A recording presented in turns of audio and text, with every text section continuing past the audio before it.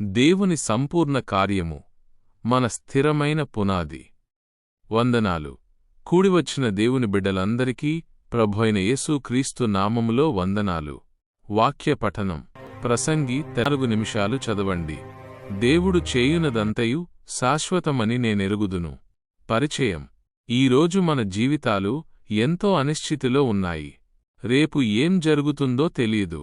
మనుషులిచ్చే మాటలు మారుతుంటాయి, ప్రభుత్వాలు మారుతుంటాయి, మన పరిస్థితులు మారుతుంటాయి. కాని ఈ వాక్యం మనకు ఒక అద్భుతమైన ధైర్యాన్నిస్తుంది. దేవుడు చేసే కార్యం శాశ్వతమైనది. అపోస్తుల బోధంతా ఈ పునాది మీదే కట్టబడింది. అంశం 1. దేవుని కార్యము శాశ్వతమైనది. 4 వివరణ. దేవుడు చేయునదంతయు శాశ్వతము.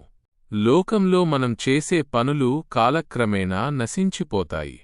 కాని దేవుడు ఒక మనిషి జీవితంలో చేసే రక్షణ కార్యం తాత్కాలికమైనది కాదు. అపోస్తుల బోధ. అపోస్తులైన పౌలు ఫిలిప్పీ 1-6లో అంటాడు, మీలో ఈ సత్క్రియను ఆరంభించినవాడు యేసుక్రీస్తు దినము వరకు దానిని కొనసాగించును. ప్రోత్సాహం. ప్రియ విశ్వాసీ, నీవు ఈరోజు బలహీనంగా ఉన్నావేమో, నా రక్షణ ఏమైపోతుందో అని భయపడుతున్నావేమో. కాని గుర్తుంచుకో, నిన్ను పిలిచినవాడు నమ్మదగినవాడు. ఆయన నీ జీవితంలో రక్షణ అనే పునాది వేశాడంటే అది శాశ్వత కాలం నిలిచి ఉంటుంది. అంశం 2. సంపూర్ణమైన రక్షణ. ఏదీ జతచేయనవసరం లేదు. వివరణ. దానికి ఏదీయూ జతచేయబడదు. దేవుడు చేసే పనిలో లోపాలు ఉండవు. అది 99% కాదు, 100% పరిపూర్ణమైనది. అపోస్తుల బోధ. గలతీయులకు రాసిన పత్రికలో పౌలు హెచ్చరిస్తాడు, యేసు క్రీస్తు కృపకు మన క్రియలను జతచేయాలని చూడటం తప్పు.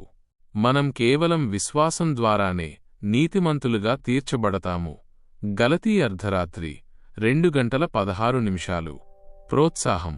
చాలామంది విశ్వాసులు, నేను ఇంకా ఏదో చేయాలి, అప్పుడే దేవుడు నన్ను ప్రేమిస్తాడు అని భ్రమపడతారు. కాని శిలువ మీద యేసు ప్రభువు సమాప్తమైనది అన్నప్పుడు నీ రక్షణకు కావాల్సిన ప్రతీదీ ఆయన పూర్తి చేశాడు. నీవు చేయాల్సిందల్లా ఆ సంపూర్ణ కార్యాన్ని నమ్మడమే. దేవుని ప్రేమను నీవు సంపాదించుకోనక్కర్లేదు, అది ఇప్పటికే నీకు ఉచితంగా ఇవ్వబడింది.